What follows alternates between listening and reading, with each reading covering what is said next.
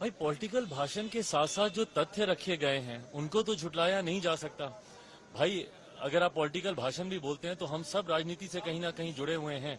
हम राजनीति की भी बातें रखेंगे पर तथ्यों के साथ रखेंगे। दिक्कत इस बात की है कि विपक्ष इन बातों को कभी समझ ही नहीं पाया।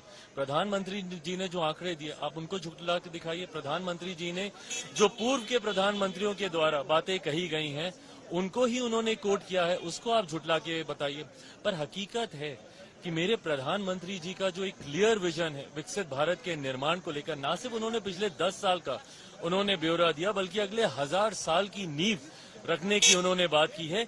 ये क्लैरिटी ऑफ विजन की जरूरत है एक विकसित भारत के निर्माण के लिए। आपको एक कड़ी चुनौती भी दी है क्योंकि इंडिया को 400 पार करना है और बीजेपी 370 पे। मुझे लगता नहीं कि ये कड़ी चुनौती है।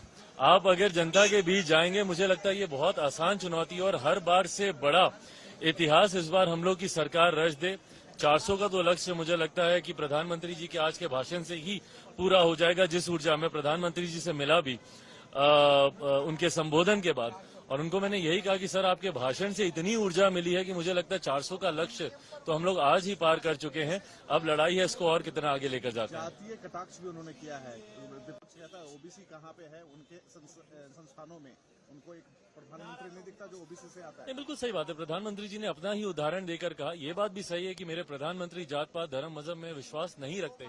वो देश के युवाओं की, महिलाओं की, किसानों की, गरीबों की, गरीब को एक जाति मानकर गरीबों की वो बात करते हैं। पर ऐसे में जब विपक्ष उनके ऊपर कटाक्ष करता है तो उन्होंने अपना ही उदाहरण देते हुए कहा कि भाई जब मैं ही अगर मजबूती से सामने खड़ा हूं उनका संरक्षण करने के लिए, जिस जाति की चिंता ये लोग करते हैं, उन्होंने अपने समय में क्या किया। उस कमेटी का भी इन्होंने जिक्र किया जो कि देश की सर्वोच्च कमेटी उस दौरान मानी जाती थी, उसमें उस जाति के कितने लोग थे।